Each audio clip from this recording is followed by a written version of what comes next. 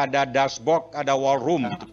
Seperti ruang perang gitu. Jadi kalau Pak Menteri ini ingin ngelik di mana sih infrastruktur kita, tinggal klik. Di mana, bagaimana investasi kita, tinggal klik.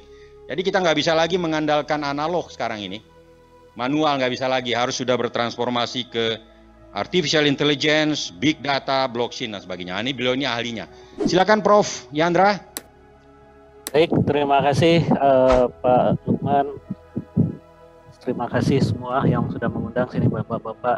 Saya ini semua ya, bapak-bapak yang terhormat semua ini, orang-orang penting semua yang berada di depan ya, berada di depan saya maupun berada di depan Zoom ya, yang tidak saya sebutkan satu persatu, khususnya kepada tadi Bapak Ketua Komisi 1 ya. Mohon maaf Prof, masih banyak ada kebocoran data itu di belakang. Kebocoran suara Prof, kurang bersih. Oke, sekarang gimana? Oke, udah lumayan sekarang. Oke. Baik. Ya, oke. Masih banyak angin-angin, Prof. Oh gitu. Coba. Sekarang gimana? Oke, clear, bagus. Clear sekarang ya. Oke. Baik, masih. Kira data masih kena ini. Ya baik.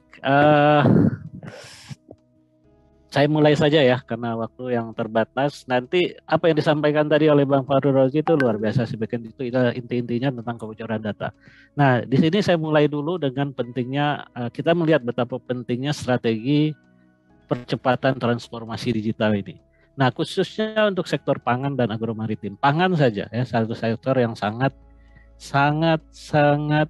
penting untuk kita. Nah, ini pernah saya tuliskan di satu media di Republika, saya share di sini bagaimana ini penting kedaulatan data pangan. Ini saya tulis sekitar baru 2 bulan lalu, ini untuk melihat perang masa depan itu memperebutkan pangan, bahkan lebih spesifik lagi memperebutkan data pangan. Kalau ini saya ini udah wanti-wanti nih ya di tulisan ini, soalnya dibaca seluruh Indonesia ini. Saya udah bilang kalau itu penduduk yang bocor masih kalau data pangan bocor digotong semua itu data pangan kita, ambruklah negara ini. Mungkin BIN juga, tentara, Polri juga itu harus saya pikir akan membaca dan merespon ini. Saya memang dapat banyak respon. Jadi kita harus punya data. Sekarang mau kita simpan di mana data pangan kita? Kita punya data center sendiri. Kalau kita simpan di orang lain, di cloud orang lain, ya diambil sama dia. Cloud punya siapa saja kan. Akhirnya secara fisik, walaupun kita dunianya maya, secara fisik, data center itu pun harus ada di negara kita. Kalau nggak berdaulat kita. Data pangan kita ada di mana? Itu nama servernya di mana? Di Singapura, di Hong Kong. Itu percuma juga. Ya, kita punya data seperti itu. Itu satu poin yang saya merespon tadi. Sehingga pentingnya data pangan ini saya angkat beberapa bulan yang lalu. Mudah-mudahan sekarang sudah disadari, sementara kita masih bergulat. Setelah data pangan keluar lagi dari Tokopedia dan lain-lain, itu semua terkait perubahan-perubahan atau kecurangan dalam data pribadi. Nah ini, jadi kalau kita lihat di sini ya, apa yang mungkin masih 10%, sementara kita mau UMKM go internasional, go digital. Wah ini itu peluang untuk pendidikan tadi, universitas digital dan lain-lain itu peluang itu, karena masih kecil 10% ya. Kalaupun sudah go digital bentuknya sangat sederhana, belum sampai ini. Jadi ada batas nih, sudah go digital ya udah syukur. Tapi setelah itu harus lagi meningkatkan sampai ke penggunaan artificial intelligence, blockchain dan lain-lain. Jadi itu message-nya seperti itu ya, apa yang ingin saya sampaikan. Sehingga transformasi digital itu perlu dilakukan, hingga kita perlu strategi pencepatan untuk transformasi digital nasional, khususnya untuk sektor pangan dan agromaritim. Nah, bukan berarti sektor lain nggak perlu ya, karena fokus saya di sini, tapi saya sebagai ahli IT sebenarnya untuk bidang apa saja, bidang uang digital, bidang perbankan dan lain-lain juga bisa. Nah, karena sektor pangan tadi dan agromaritim itu merupakan tulang punggung dari pertumbuhan ekonomi. Tadi pedesaan disebut juga kan di awal, bagaimana di perkotaan aja masih lemah, apalagi di pedesaan, bagaimana kita menggunakan teknologi. Kalau kita lihat negara maju seperti Cina misalnya, mereka bisa seorang petani di ujung di pelosok desa masih bisa menggunakan uang digital untuk membeli pupuk misalnya. Apakah itu bisa dilakukan di Indonesia? Sebuah tanda tanya. Nah, tantangannya adalah bagaimana transformasi digital ini ada hambatannya, ya. Pertama, edukasi mengenai transformasi digital, ya. Nah, diharapkan Indonesia, nih poin ketiga, ini mengejar ketertinggalan atau dapat mengikuti perkembangan teknologi digital dari negara maju. Tadi yang disebutkan dengan segera. Infrastruktur disebutkan, ya. Yang penting lagi SDM yang memadai. Kalau itu kita lakukan, sebenarnya tidak tertutup kemungkinan kita menjadi negara society 5.0 atau industri 4.0. Nggak tertutup. Jadi kita jangan kecil hati walaupun tertinggal, tapi harus itu diperbaiki tadi. Orangnya, infrastruktur, kemudian juga kebijakan pemerintah yang mendorong. Nah, ini juga pernah saya sampaikan ini di waktu saya menjadi trainer di Lemhanas, ya. Di Lemhanas saya pernah sampaikan juga. 2 kali saya diminta di sana bagaimana industri 4.0 dan society 5.0 ini dari segala aspek positif dan negatif. Ya, positifnya apa dan negatifnya apa. Jadi kemudian yang poin berikutnya adalah tantangan lainnya adalah bagaimana pemanfaatan teknologi digital ini tidak menjadi celah bagi suburnya kejahatan cyber. Nah, ini dia. Yang namanya penjahat apa aja jadi kejahatan. Ada orang komputer udah untuk meringankan orang, masuk kejahatan di sana, ya. Masuk kejahatan di sana, dicuri datanya dan segala. Apalagi orang kita belum melek dengan undang-undang, semua ditaruh tuh di komputer, semua ditaruh di media sosial, namanya, nama ibu kandungnya. Nah, itu akan keluar itu namanya, di-trace sama orang. Bahkan kalau orang ngirim ke kita, ada kiriman, kemudian ada bungkusnya dari FedEx, ya, mungkin ada bungkusnya, kita lupa tuh, kita buang tuh bungkusnya, masih ada namanya, itu bisa dijadikan search untuk cracking down data kita dan kemudian untuk membobol. Kita ingat pembobolan data terbesar, datanya data Amerika, tapi yang membobol ternyata dari Surabaya. Itu adalah data tentang social security number. Di antaranya diambil dari sampah, ya kan? Sampah-sampah surat yang ada nama dan alamat, itu aja dia bisa pakai untuk men-trace, kan, nomor telepon, nama, alamat, nomor telepon, dan itu bisa dipakai untuk membobol social security number, kemudian membobol uangnya mereka. Nah, ini juga, ya. Kemudian pada tahun 2020 perjanjian kerjasama regional ASEAN menyuruh bahwa semua itu menjadi kewajiban negara itu sendiri ternyata, ya, tertulis bahwa klausul perlindungan data diserahkan kepada masing-masing negara. Nah, ini menarik nih, berarti kita negara lain tadi disebutkan oleh Pak Lukman, kita ketinggalan ternyata, kita belum punya undang-undangnya, ini sekarang digarap, harus segera kalau nggak segera, wah bahaya juga kita gitu. Dan tadi saya menarik itu mau dengarkannya pembiaran, kenapa pemerintah melakukan pembiaran kita nggak tahu, kan banyak orang yang tahu bahwa pentingnya data digital itu sangat penting. Tapi mudah-mudahan sekarang dengan ada undang-undang itu akan tidak ada lagi pembiaran dan hukumnya jelas. Kalau sekarang juga mau ditangkap orang, hukumnya nggak jelas. Nah, celah orang yang mengetahui itu, mengetahui belum ada hukum, ya. Kalau dia mencuri ini belum dianggap mencuri dan seterusnya, maka dia dapat di sana, ya, namanya orang, kan, gitu. Jadi tentunya kita tidak ingin data pribadi dari warga negara Indonesia tidak terlindungi dan tidak terjaga kerahasiaannya. Tidak hanya data pribadi, seperti saya katakan, data pangan kita, ya kan? Berapa luas sawah kita, kapan panen, cukup apa enggak pangan kita. Wah, itu jadi bahan kalau apalagi terjadi konflik, perang, kan, dia bisa boikot kita. Nah, itu menjadi sangat penting. Nah, kemudian beberapa masalah yang dialami mengenai kebocoran data, ya, ini membuktikan masih lemahnya dan ketidaksiapan kita terkait keamanan dan pertukaran data tadi. Jadi udah terjadi kan kebocoran di data BPJS awalnya, ya, kemudian ada Tokopedia dan lain-lain. Nah, kemudian apakah kita nggak tahu, tolong dicek dulu tentang data peduli lindungi, ya, sempat terjadi e-hacks dulu, sempat terjadi juga didiskusikan. Karena semua di-set NIK kita di sana. Apa yang melindunginya? Kalau NIK kita sendiri diketahui, maka orang akan dengan cepat, ya, mengetahui. Kemudian masih lemahnya perlindungan data pribadi, ya, itu menjadi penghalang untuk percepatan transformasi digital. Jadi ini penting nih, mau transformasi tapi masih lemah nih, ya masih lemah ini perlindungan data pribadi, nggak bisa kita melakukan percepatan. Jadi ini benar-benar ini isu ini harus kita tangani dengan segera. Jika regulasi terkait perlindungan data tidak segera ditetapkan oleh pemangku kebijakan, maka transformasi digital secara nasional tahun mendatang tidak akan tercapai dengan optimal. Nah ini yang penting. Saya pikir sama dengan yang disebutkan tadi, tapi saya melihat ini dari teknologi, sisi teknologi sama orang mengeluarkannya. Ini loh, kalau nggak buru-buru ada undang-undang perlindungan data, kita nggak bisa berkembang teknologi digitalnya. Pakai blockchain misalnya, nanti data-data di dalam blockchain itu punya siapa? Kita bisa traceability, bisa kejujuran, bisa apa segala macam. Bahkan pemilu bisa pakai blockchain loh. Kalau mau, perlu pakai blockchain. Itu luar biasa. Nggak bisa orang dua suara. Kita nggak usah pakai tinta India itu. Orang tidak akan bisa memberi suara dua kali karena tercatat langsung di komputer.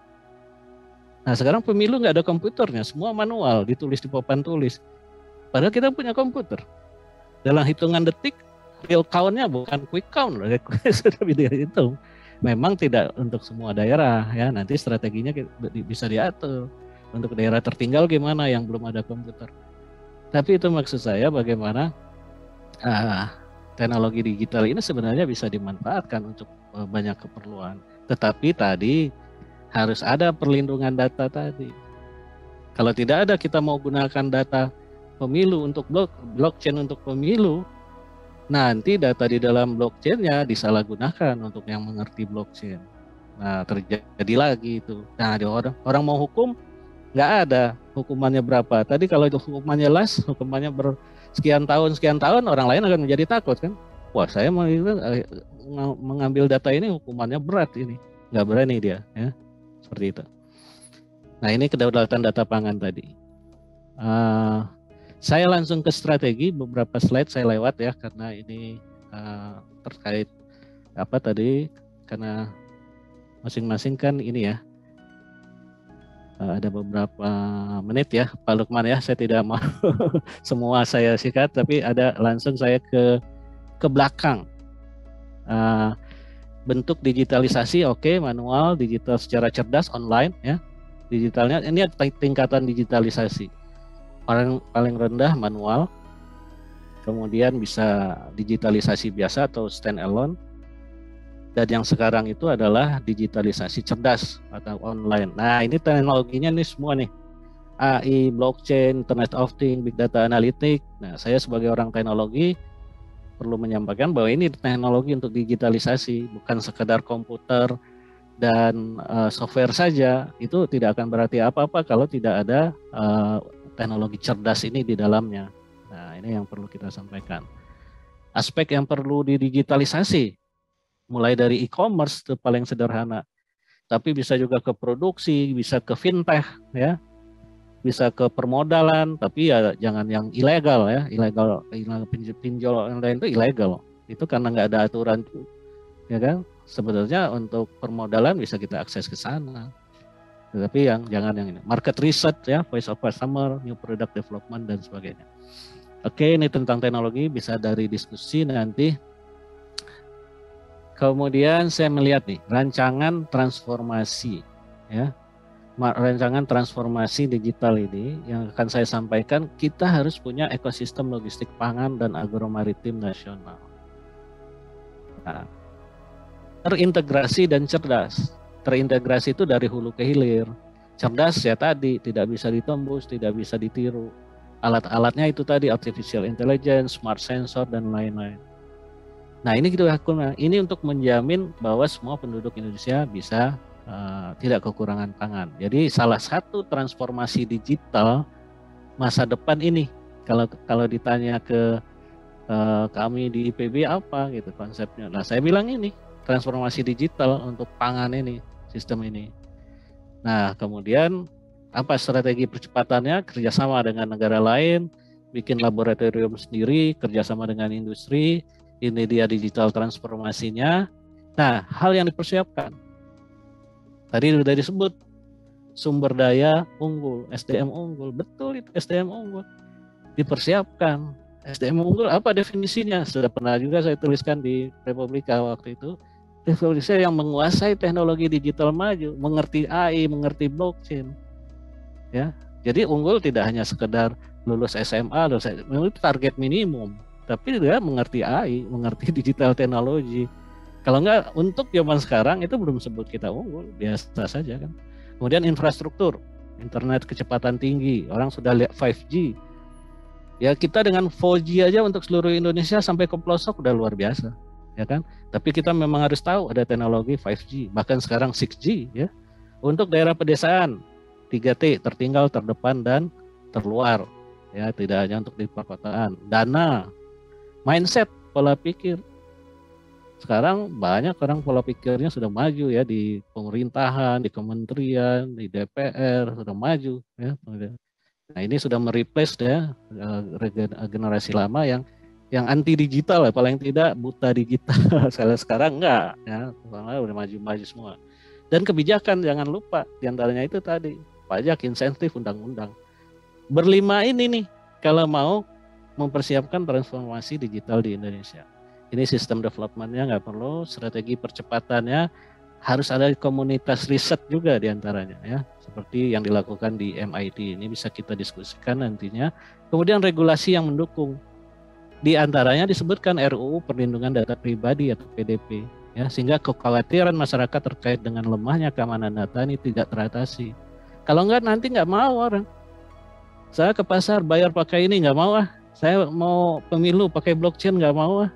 Semua orang nggak mau. Kamu takut jasanya diambil. Nah ini kan luar biasa ini. Jadi orang nanti bermusuhan dengan teknologi digital. Nah ini harus ada undang-undangnya. Ya, bermusuhan ini gara-gara satu orang atau satu kelompok yang maling data digital gitu kan. Yang lain kan tidak maling. Yang lain membuat untuk membantu. Membantu ini dibuat software ini untuk meringankan. Tiba-tiba ada satu kelompok orang yang maling. Karena dia maling, akhirnya orang melihat ada celah untuk orang berbuat jahat. Jangan-jangan kita tidak percaya lagi pada orang. Akhirnya, wah jangan-jangan ini mau maling data saya. Nah ini ya, jadi harus ada undang-undangnya. Jadi kesimpulannya seperti itu, percepatan transformasi digital memerlukan perbaikan pola ini, transformasi ya, perbaikan pola pikir ya. Kemudian kita juga bisa berinovasi, bahkan kita bisa menjadi pembuat, inovator dan pengekspor teknologi digital. Tapi di sisi lain kita harus membuat teknologi digital itu aman dan melindungi warga dari penyalahgunaan data. Saya pikir itu Pak Lukman kelihatannya sejalan dengan yang disampaikan oleh Pak Fahrul tadi, tinggal saling mengisi dan mungkin saya lebih banyak di teknologi tapi ujungnya ternyata sama ya, muaranya sama. PDP itu perlu segera dilakukan. Terima kasih Bang Lukman. Terima kasih Prof. Yandra. Kita baru paham bahwa bukan hanya data pribadi yang harus dilindungi, tapi juga data pangan. Ya. Nah, Indonesia ini adalah bukan hanya kepulauan, tapi juga maritim. Jadi agro maritim, ada darat, ada laut gitu. Nah, jadi beliau tadi menekankan pentingnya data pangan, data kelautan perikanan itu bisa tercover dengan teknologi ya. Teknologi yang beliau maksud seperti artificial intelligence, smart sensor, Internet of Things, smart blockchain, big data analytic, brain computer interface, dan quantum computer. Begitu Prof ya? Ya. Mudah-mudahan Prof Yandra juga dilibatkan oleh Kementerian Informasi dan Telekomunikasi terkait dengan RUU Perlindungan Data Pribadi ini. Ya, terima kasih Prof. Ya, terima kasih. Baik.